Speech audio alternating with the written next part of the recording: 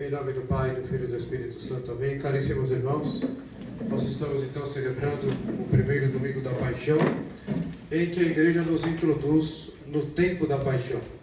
Dentro da Quaresma, a Igreja prevê então esse tempo da Paixão como um tempo dentro da própria Quaresma, em que a Igreja então nos predispõe para as celebrações e os eventos do mistério da Paixão e Morte do Senhor da Semana Santa. Nós podemos observar que a Igreja, desde a 70ª, ela vem nos preparando para o cume que chega ao recolhimento, a penitência e a contrição dos pecados no momento do Tríduo Pascal da Paixão e Morte do Senhor.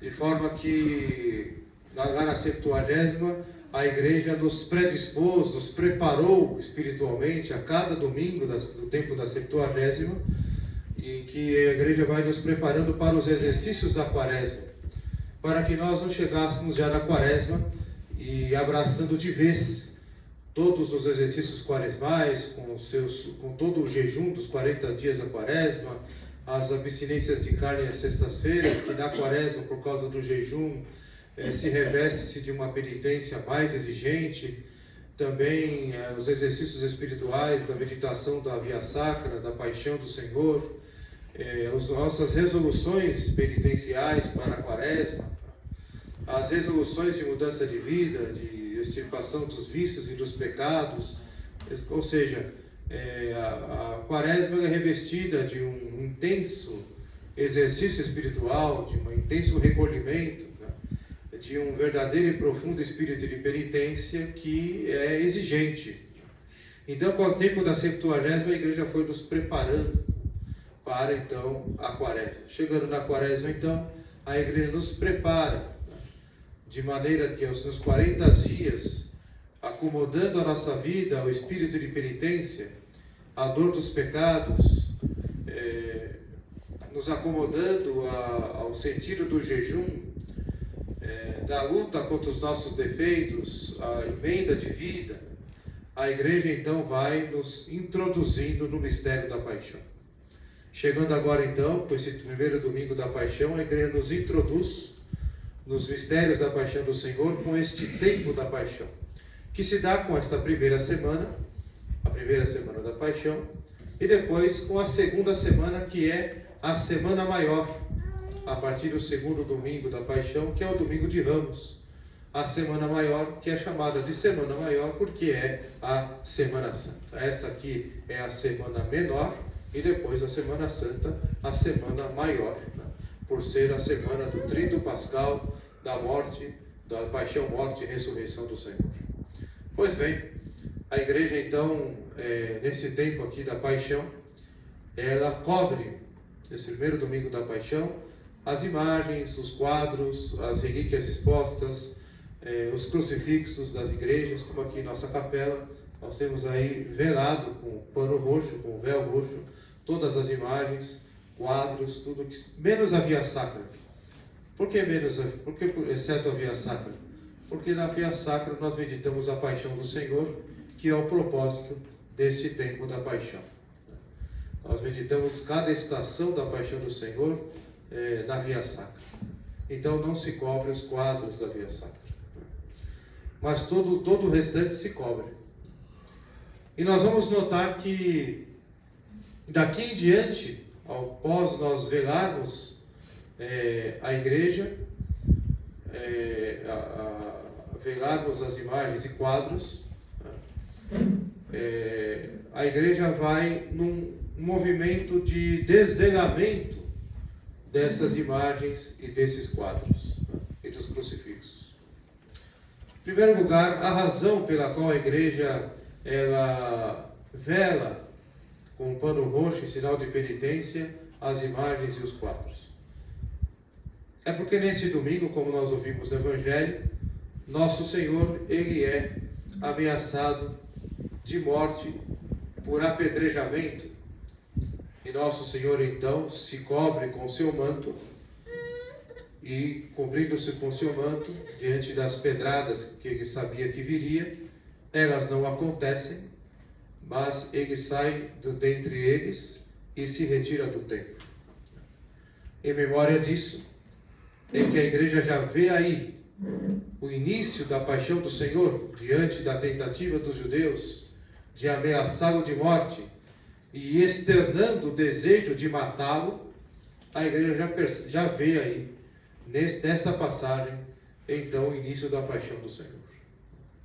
Por isso, nesse domingo, em memória desta passagem, que Nosso Senhor se cobriu com seu manto para evitar as pedradas, Nosso Senhor, então, a igreja, então, nos introduz no mistério da paixão, com esse primeiro domingo da paixão, inaugurando o tempo da paixão, que nos introduz na Semana Santa.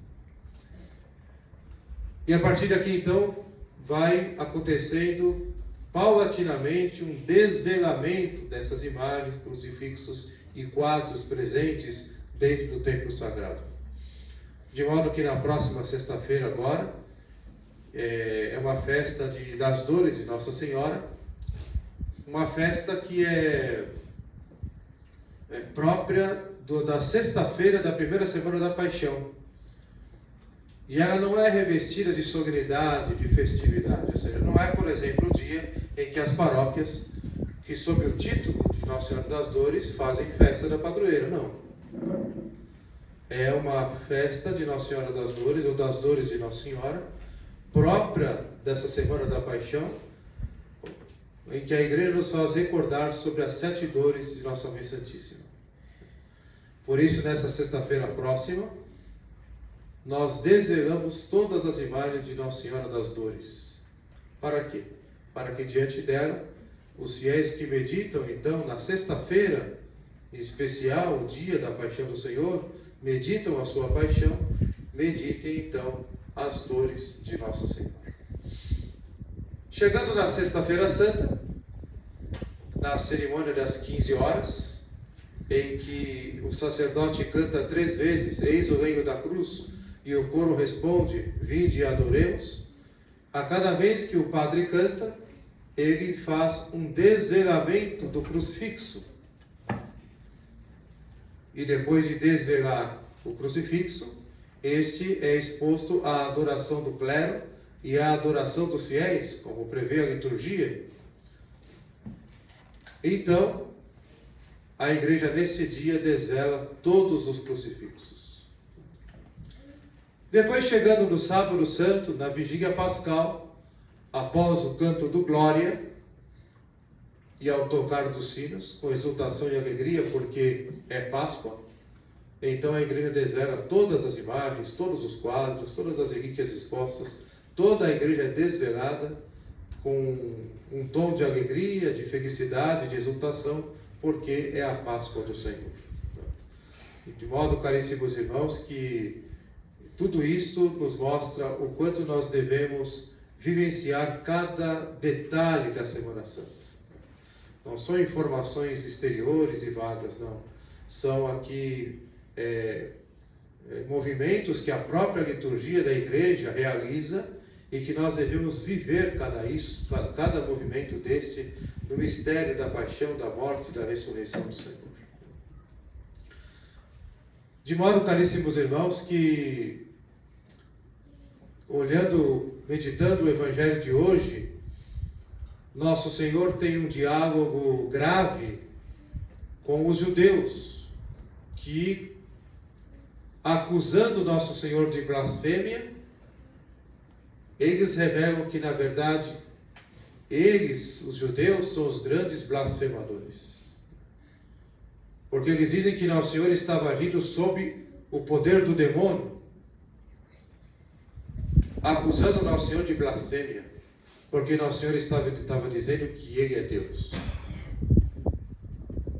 E Nosso Senhor diz aos judeus, em primeiro lugar, que Ele é Deus, porque Ele vem em primeiro lugar levar à salvação e à remissão dos pecados o povo judeu, em primeiro lugar. Mas os judeus como diz a própria liturgia da oração universal da Sexta-feira Santa, os pérfidos judeus, ou seja, os obstinados judeus, obstinados em sua heresia, não aceitam, não reconhecem e rechaçam a divindade de nosso Senhor. De modo que eles, ao chamar nosso Senhor de demônio, e ainda querer acusá-lo de blasfêmia, visto que eles são os blasfemadores aqui, dizem para nosso Senhor que ele, quem é ele para dizer que conheceu Abraão? Pois nem sequer 50 anos ele tinha. Como conhecesses Abraão? Nosso Senhor então responde a eles: antes de Abraão viu o meu dia e se alegrou. O dia do Messias, o dia do Cristo. Porém, antes que Abraão existisse, eu sou. Esta palavra de nosso Senhor é gravíssima. Este eu sou, nós encontramos esta expressão frequentemente no Antigo Testamento, também no Novo Testamento, claro, com prova esse mesmo Evangelho, mas é muito frequente em todo o Antigo Testamento, que quando se diz eu sou, disse, significa que é Deus que está dizendo. Quando Moisés pergunta a Deus o que dizer ao faraó quando lhe perguntar quem te mandou aqui, então Deus responde a Moisés dizendo: se te perguntarem quem te enviou até o faraó, diga: eu sou que me enviou, ou aquele que sou que me enviou. O nome de Deus é esse, aquele que sou, ou eu sou, que da onde vem a palavra então hebraica do Yahvé. Deus é aquele que é, ele é o ser. De modo então que nosso Senhor toma essa expressão para manifestar a sua divindade. Antes que Abraão existisse, eu sou. Nosso Senhor diz isso, o que é uma ofensa para os judeus, depois de algo muito mais grave. Aliás, antes de algo muito mais grave que nosso Senhor afirma e que enfurece os judeus. Em que nosso Senhor lhes diz: eu provenho do Pai, portanto só eu conheço o Pai. E este que vós dizeis que é vosso Pai, vós não o conheceis. Eu sim conheço o Pai. Portanto, se eu dissesse que não conheço, estaria mentindo como vós. E aqui nosso Senhor então afirma que o Deus que os judeus adoram não é o verdadeiro Deus. E que, portanto, em consequência disso, o Deus dos muçulmanos, as divindades das outras religiões, são divindades falsas. Porque só pode existir um único Deus. Ele que conhece o Pai pode revelar quem é Deus. Porque ninguém conhece o Pai. Deus é inefável, é inalcançável em si mesmo. Portanto, Ele nos deu a conhecer o Pai, e com intimidade. Por que Ele nos deu a conhecer o Pai? Porque só Ele pode fazê-lo. Ele é a segunda pessoa da Santíssima Trindade, Deus Filho, gerado do Pai desde toda a eternidade. Ele é da mesma substância do Pai, da mesma natureza do Pai. Portanto, ao vir ao mundo, Ele nos deu a conhecer o Pai. E os judeus, rejeitando a divindade do Deus encarnado, nosso Senhor Jesus Cristo, rejeitam então o Deus trinitário, o Deus encarnado, eles rejeitam o verdadeiro Deus. Portanto, o Deus que os judeus acreditam não é o verdadeiro Deus. É o Deus conforme a imaginação deles. Isso é muito importante nós compreendermos. De modo que o Deus dos muçulmanos e as divindades das outras religiões são ídolos, são falsos, porque existe um só Deus, como diz São Paulo. Se existe um só Deus, então uma só fé, um só batismo, uma só igreja, uma só religião é verdadeira, que é a religião católica. Uma só igreja é verdadeira, que é a igreja católica. Uma só fé é verdadeira, que é a fé católica, porque é um só Deus, que se revela através do seu Filho e se dá a conhecer a nós.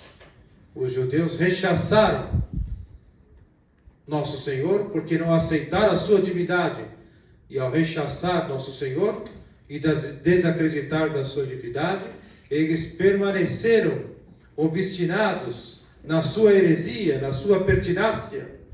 Por isso a igreja lhes chama, na oração universal da Sexta-feira Santa, de pérfidos, porque são obstinados em sua heresia e em seu pecado. E todas as vezes que atacam o nosso Senhor, eles pecam por blasfêmia, pecam contra o Espírito Santo, a dizerem que nosso Senhor age pelo demônio. E que, portanto, caríssimos irmãos, diante do fato deles não aceitarem a divindade de nosso Senhor e rechaçando o verdadeiro Deus, esta fé então foi levada aos gentios.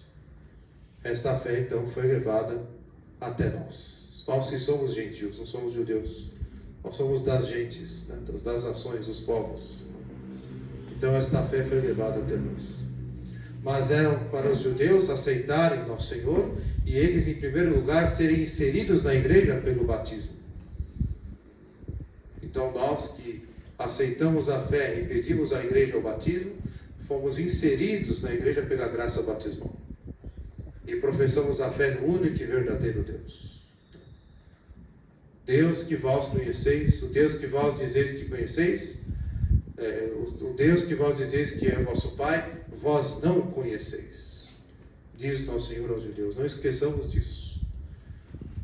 Por isso, caríssimos irmãos, o falso ecumenismo do Concílio Vaticano II, que proclama que os judeus adoram o mesmo Deus, os católicos, que os muçulmanos adoram o verdadeiro Deus, e que as outras religiões contêm as sementes do verbo, que contém partículas de verdade da fé católica, que, portanto, um dia teremos uma só fé e uma só religião, só se eles se converterem católicos.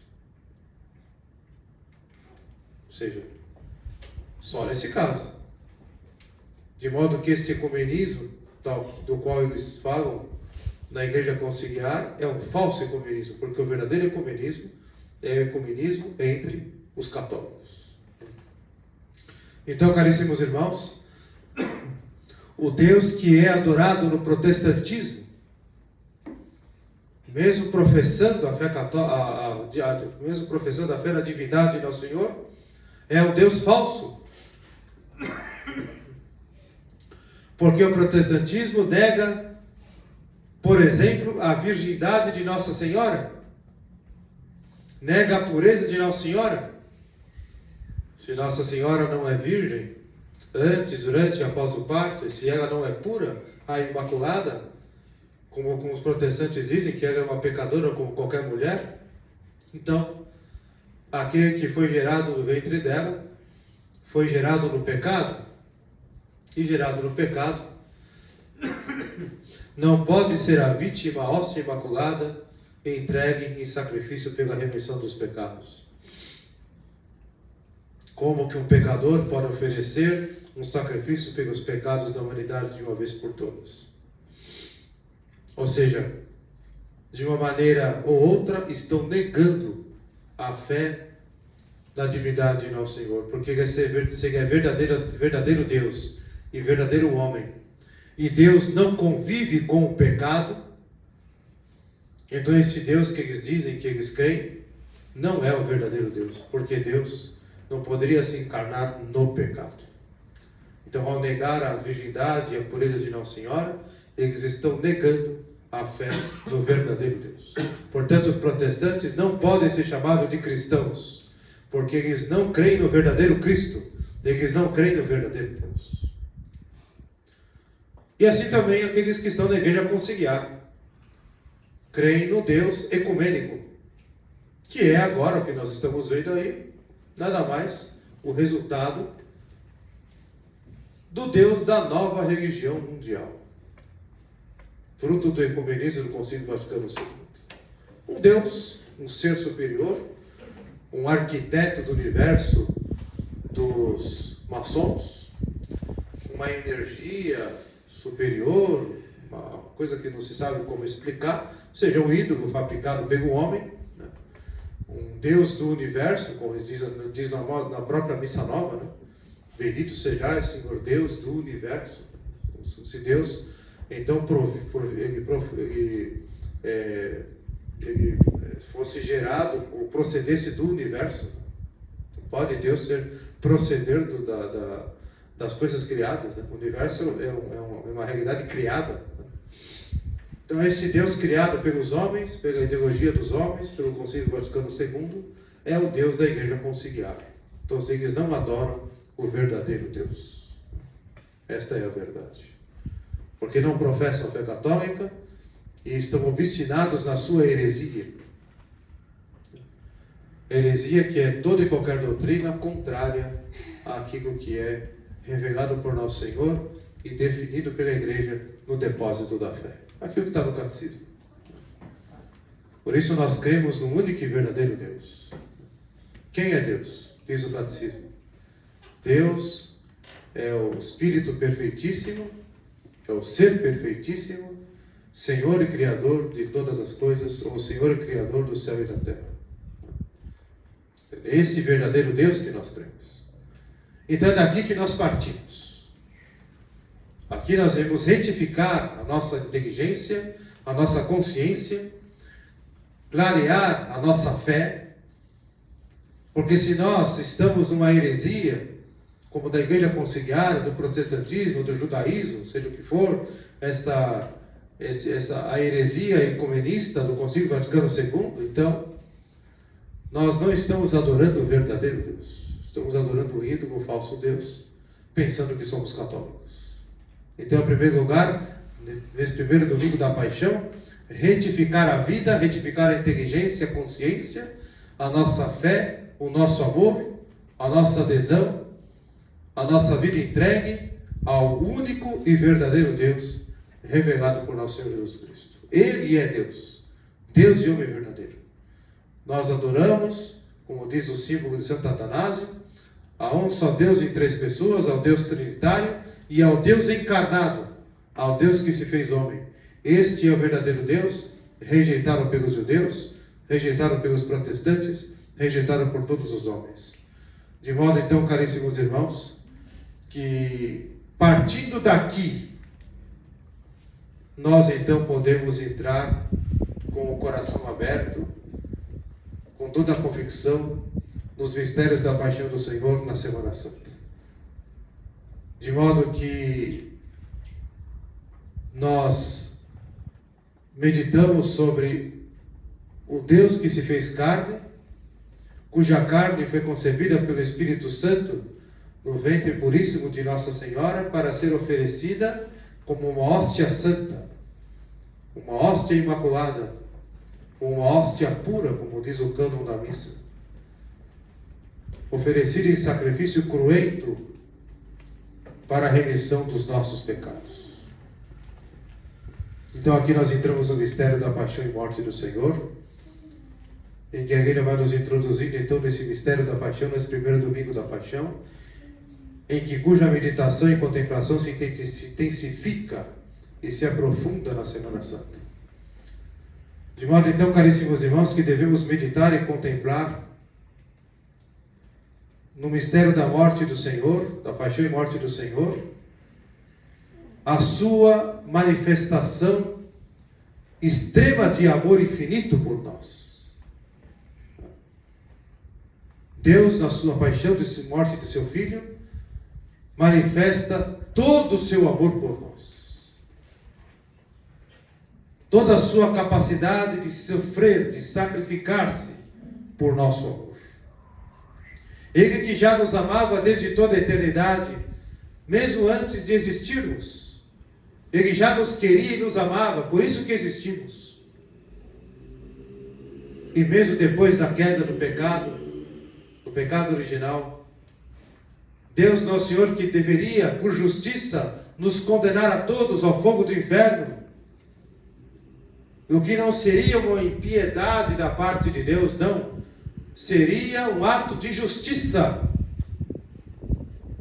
Nós todos estávamos condenados ao fogo do inferno. Mesmo assim, em seu infinito amor por nós, em sua infinita misericórdia, Deus nosso Senhor se digna oferecer um sacrifício para a remissão desses pecados, visto que nós não poderíamos oferecer um sacrifício sendo pecadores, para que esses pecados fossem redimidos de uma vez por todas. No Antigo Testamento, como diz a epístola de hoje, eram oferecidos sacrifícios de animais, cujo sangue era derramado e aspergido sobre Israel, fazendo alianças e renovando alianças de fidelidade entre Israel e Deus. O que isso era então a imagem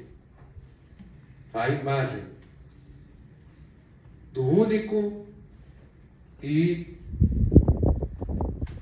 sacrifício de Cristo, o único e eterno sacrifício, ou a imagem da nova e eterna aliança entre Deus e os homens. E como diz a epístola de hoje, não mais através do derramamento de sangue de animais, de touros, de bodes, de bois, de vacas, de cabritos, de ovelhas, não mais o derramamento de sangue de animais, mas o derramamento de um sangue muito mais eloquente, que é o sangue, o preciosíssimo sangue do Cordeiro imolado, nosso Senhor Jesus Cristo. De modo que diz a epístola, que ele não entrou num santuário construído por mãos humanas, como o templo de Jerusalém, mas ele entrou no santuário, no santo, construído por Deus, que é a igreja, o corpo místico de Cristo. Esse que não foi construído por mãos humanas, mas pelas mãos divinas. E ali ofereceu o sacrifício no Calvário, de forma a manifestar e derramar sobre nós, com todo o extremo, com todo o sofrimento, com toda a entrega, todo o seu amor infinito por nós. Então nós vemos nesses fatos, nesta verdade da nossa fé, ele foi crucificado, morto e sepultado, como nós professamos no credo apostólico. Foi crucificado, morto e sepultado. Nós vemos aqui neste artigo da fé católica, nessa verdade de fé, o quanto Deus nosso Senhor nos ama infinitamente, com capacidade até mesmo de se sacrificar por nós, porque Ele não sacrificou outra coisa. Ele sacrificou a si próprio. Naquela passagem que Deus pede a Abraão que sacrificasse o seu filho Isaque, seu único filho, e que Abraão então prepara todo o sacrifício e coloca o seu filho pequeno sobre a lenha para ser crucificado, para ser sacrificado, e Deus não permite que o faça, mas estava testando a sua fé.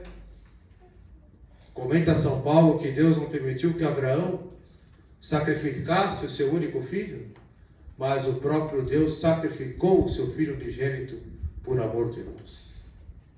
Não poupou o seu Filho unigênito e o sacrificou por amor de Deus. Então nós vemos aqui o extremo amor de Deus por nós. Então daqui nasce, do entendimento da paixão do Senhor, com esta profundidade, com este alcance, nós entendemos aqui então, nasce em nós aqui então, a fervora na nossa alma, na nossa vida interior, a contrição pelos nossos pecados.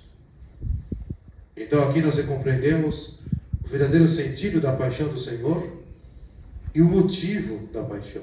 O sentido é a remissão dos pecados, mas qual é o motivo? O motivo são os nossos pecados. Foram os nossos pecados que fabricaram a pesadíssima cruz.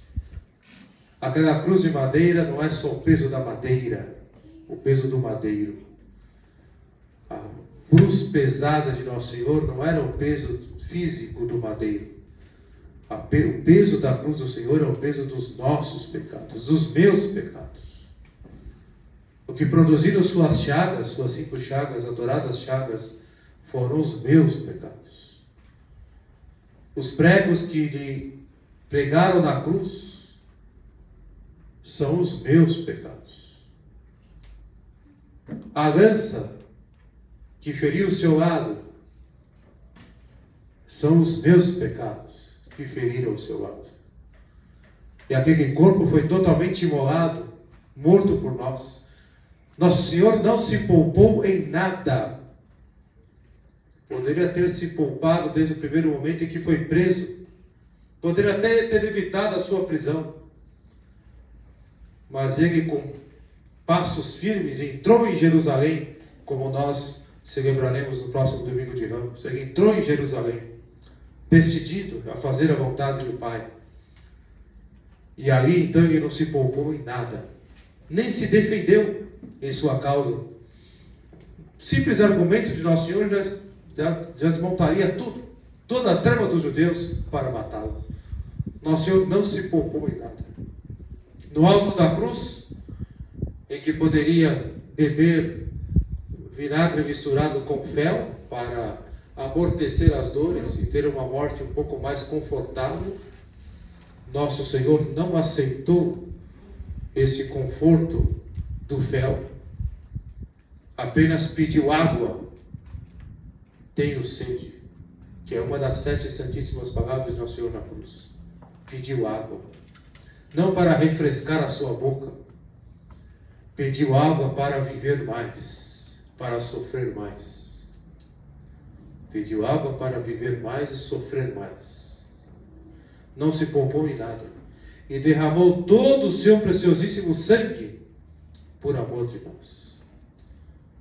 Por isso, caríssimos irmãos, nos recolhendo nesse tempo da paixão, sobretudo na Semana Santa, e mais ainda no Tríduo Pascal, após a noite da Quinta-feira Santa, após sairmos da missa do lava-pés e rezarmos na capela da reposição diante do Santíssimo, devemos cada qual voltar para a sua casa sem conversar com ninguém, sem cumprimentar sequer ninguém. E por que esse costume, essa tradição? Porque já é a paixão do Senhor. Porque vamos embora da igreja, da capela, sem cumprimentar ninguém e sem conversar com ninguém. Por causa do desgosto e da dor por Nosso Senhor ter sido abandonado pelos seus discípulos que nem sequer se despediram dele. Então, em veneração, em respeito, em adoração a este fato, nós vamos embora à noite para casa da Quinta-feira Santa em pleno silêncio e nem sequer cumprimentamos ninguém e nem sequer nos despedimos de ninguém. Porque ele foi abandonado por todos e nem sequer recebeu a despedida dos seus. Também, a partir desse momento, não beijamos ninguém, os filhos, os pais, os esposos não se beijam. Nem se oscula a mão do sacerdote, nem lhe pedimos a bênção. E nem osculamos as mãos dos sacerdotes. Os acólitos não mais osculam a mão dos sacerdotes na missa. E o sacerdote não benze nada, nem sequer a água da galheta. Por quê? Porque Nosso Senhor, então, foi traído por um beijo. Foi traído por um beijo. Portanto, não beijamos nada, não osculamos nada e não beijamos ninguém, em veneração e em respeito pelo fato de que Nosso Senhor foi traído por um beijo, o beijo de Judas Iscariotes. Então voltamos para casa e entramos na Sexta-feira Santa, e em casa nada de televisão ligada, nada de rádio, nada de música, nada de conversa dentro de casa, manter o silêncio dentro de casa, mínimo necessário de comunicação, mínimo estritamente necessário, mantermos voltados em meditar, em pensar na paixão e morte do Senhor. velar os espelhos dentro da casa. Nesse dia, não se embelezar, não usar brinco, pulseiras, colares. As mulheres não se embelezam nesse dia, não arrumam o cabelo, como costumeiramente. Existe o costume até mesmo de não tomar banho na Sexta-feira Santa. O padre não exige isso dos fiéis, claro que não. É um costume da piedade de cada qual.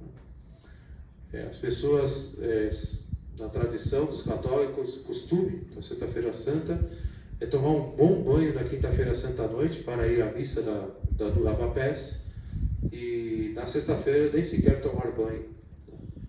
Mas quem tomar banho não vai cometer pecado nenhum, não é isso, né? O sentido é esse, o sentido de luto. De modo que nós já percebemos, que já foi no velório, percebe uma viúva ou uma mãe que perdeu um filho, por exemplo, né? Um filho que perdeu a sua mãe, não tem gosto de se arrumar, de usar um batom, né? Uma mulher, uma viúva, por exemplo, usar um batom, colocar brincos bonitos, pentear o cabelo, arrumar o cabelo, não tem gosto de se arrumar. É o velório, é o dia da morte do Senhor. Então, é como uma pessoa no velório que está ali enlutada e que ela não tem gosto, não tem vontade de comer, não tem vontade de nada, porque ela está pensando na morte do seu filho. Então, é o caso de Nossa Senhora, que estava ali ao pé da cruz, que aquilo, nada mais para ela tinha, tudo era relativo, nada tinha a importância. O mais importante ali era o seu filho, que estava sendo morto na cruz. Nossa Senhora ali ia pensar no seu cabelo, ia pensar na sua beleza, ia pensar na sua... Não. Uma mãe ali ao pé da cruz, ainda Nossa Senhora, iria pensar em alguma coisa? Ela que era desprovida de vaidade, pela sua condição imaculada. Então, não só as mulheres, como também os homens, nesse dia da Sexta-feira Santa, para ir à celebração, sair de casa só para a celebração. Nesse dia não se faz compras, só estrita necessidade, por exemplo, comprar remédio, é uma estrita necessidade. Uma estrita necessidade, comprar um remédio. Nesse dia não se faz compras. As compras para as festas da Pascuela, o almoço de Páscoa com a família, se faz antes. Tem a segunda, a terça e quarta-feira santa para fazer as compras. Então, não se faz isso. Tem essa semana inteira aqui fazer compras de Páscoa. Não na Sexta-feira Santa. Então, na Sexta-feira Santa, nos recolhemos e colocamos um véu nos nossos espelhos. Não precisa ser um véu bonito, roxo, não. Uma toalha, algum pano que possa cobrir os espelhos. Porque o espelho é o lugar da nossa vaidade, que nós olhamos nossa aparência. Então, nós nos despimos de toda e qualquer vaidade nesse dia, porque é o dia da paixão e morte do Senhor. É um dia de luto. Se tivermos que usar alguma coisa na internet, um texto, uma meditação, por exemplo, de Santo Afonso sobre a paixão, né? Ou de qualquer outro santo, e na internet tem coisas muito boas, cantos gregorianos, relativos à paixão do Senhor, como os impropérios, né? Aí sim, né? Isso sim, ajuda a meditar, a se recolher, e assim permanecer a Sexta-feira Santa e o Sábado Santo. A Quaresma termina no meio-dia do Sábado Santo, de modo que também se extingue o jejum quaresmal a partir do meio-dia do Sábado Santo. Então, portanto, a partir do meio-dia, então nós já podemos diminuir então as consternações, ou nos dispensar das consternações da Sexta-feira Santa, né? De modo que já podemos tirar os véus dos espelhos, já podemos nos preparar já, né, para a Vigília Pascal, que é já ali ao início da Páscoa, né? Então, todos esses santos costumes que eram dos nossos avós, né, que com certeza ouvimos falar em casa sobre esses santos costumes, devemos resgatar e devemos ensinar as crianças, né, e perceber que aquele é um dia diferente, né? É o dia da morte do Senhor. Por outro lado, após a Vigília Pascal, terminada a missa, fazendo ação de graças na capela, e depois fora do espaço sagrado, devemos com toda a alegria e exultação nos cumprimentarmos, nos abraçarmos e confraternizarmos com alegria e felicidade, dizendo um ao outro feliz Páscoa, ou uma santa e feliz Páscoa, nos cumprimentando, nos confraternizando com alegria, porque é a Páscoa do Senhor. E sobre isso o Padre terá a oportunidade depois de passar as orientações e costumes em relação a isso com mais tranquilidade. Mas o importante agora aqui é de voltarmos a nossa vida, nosso coração, nossa atenção para os mistérios da morte, da paixão e da morte do Senhor, para que possamos tirar daqui frutos. E não esqueçamos, caríssimos irmãos, de viver estes dias da paixão e, sobretudo, a Semana Santa, acompanhados por Nossa Senhora. Devemos aqui nos colocar como São João, ao lado de Nossa Senhora aos pés da cruz. Ele que acompanhou ela também durante toda a Via Sacra, consolar o Imaculado Coração de Maria, o doloroso e Imaculado Coração de Maria, consolá-lo com os nossos atos de amor, com os nossos jejuns quaresmais, com a nossa penitência, com as nossas mortificações, com os nossos atos de amor a Nossa Senhora, consolar o Imaculado Coração de Maria. E ao mesmo tempo pedir a ela que, ao meditar as suas dores, que ela nos console em nossas dores. E que ela fervore em nós o verdadeiro arrependimento por nossos pecados. Que ela nos ajude a compreender que de todas as penitências e exercícios quaresmais, o mais importante deles e decisivo entre eles é a Santa Confissão. Não podemos nos furtar em até a Semana Santa fazermos uma boa confissão, um bom exame de consciência, um ato de arrependimento sincero pelos nossos pecados, um propósito firme de mudança de vida, para celebrarmos a Páscoa de coração purificado. Pensamos também na Senhora que nos ajude, nos dê a graça de perdoarmos as dívidas, perdoar aqueles que nos ofenderam, como rezamos no Pai Nosso.